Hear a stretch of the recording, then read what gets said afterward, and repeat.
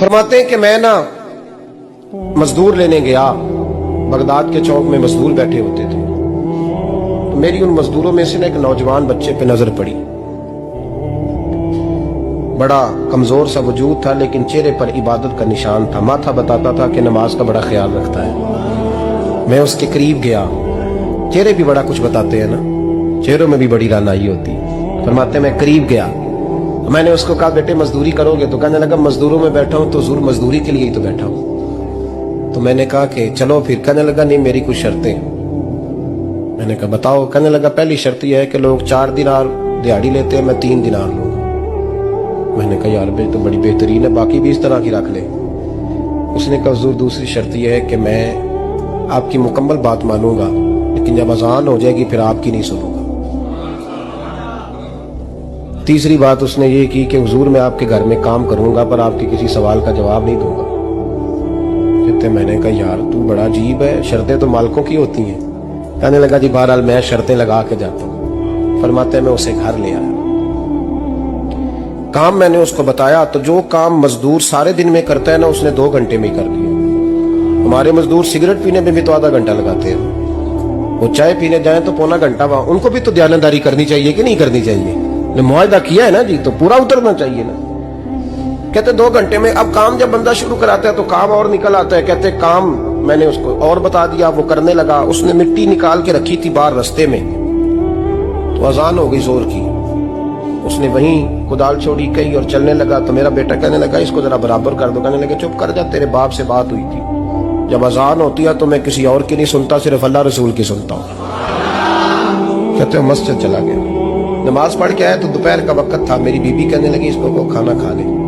कहते हमने कहा खाना खा लो, तो कहने लगा मैंने रोजा रखा हुआ, रमजान भी नहीं था, नफली रोजा रखा हुआ।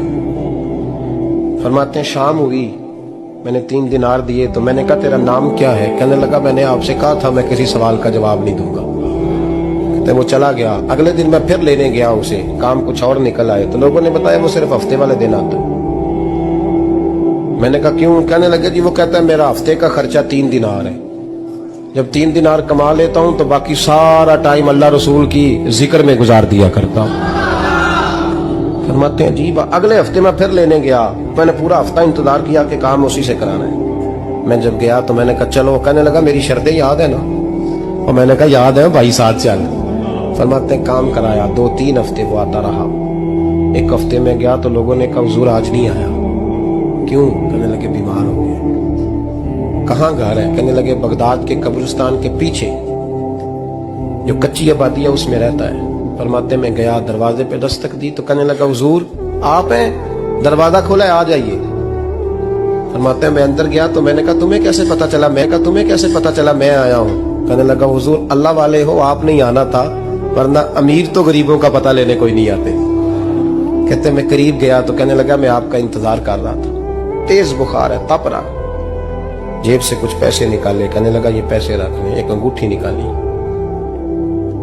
कहने लगा हुजूर आज रात को मेरा इंतकाल हो जाएगा, इन पैसों का कफन खरीद के सुबह जनाजा पढ़ के मुझे दफन कर देना, और जब दफन करो तो ये अंगूठी लेके असर के बाद हारून रशीद के पास जाना। आप उसे कहना मैंने मिलना है पर वो आपको टाइम नहीं देगा, आप उसको आवाज दीजिएगा कि तेरी एक अमानत है। कहने लगा हुजूर आज रात को मेरा इंतकाल हो जाएगा, इन पैसों का कफन खरीद के सुबह जनाजा पढ़ के मुझे दफन कर देना, और जब दफन करो तो ये अंगूठी लेके असर के बाद हारून रशीद के पास जाना। आप उसे कहना मैंने मिलना है पर वो आपको टाइम नहीं देगा, आप उसको आवाज दीजिएगा कि तेरी एक अमानत है मेरे पास। फिर वो आपसे मिलेगा तो अंगूठी दे दें, फिर आप मेरी तरफ से फारिग हैं। हज़रत फरमाने लगे तेरा नाम? और कहने लगा हुजूर वक्त थोड़ा है, आज रात मैंने जाना है, बड़ी लंबी माफी मांगनी है रब करीम से, अगर मुनासिब समझे तो मुझे अपने रब से तन्हाई कर देने। फरमाते हैं मैं आ गया पर उसकी बातों ने मुझे सारी रात सोने नहीं दिया। फरमाते हैं सुबह बड़ी मुश्किल से सूरज निकला, मैं गया दरवाजे पे हाथ रखा तो दरवाजा खुला हुआ था। अंदर दाखिल हुआ तो खुशबुएं मेरा इस्तकबाल कर रही थी। जब चेहरे से कपड़ा हटाया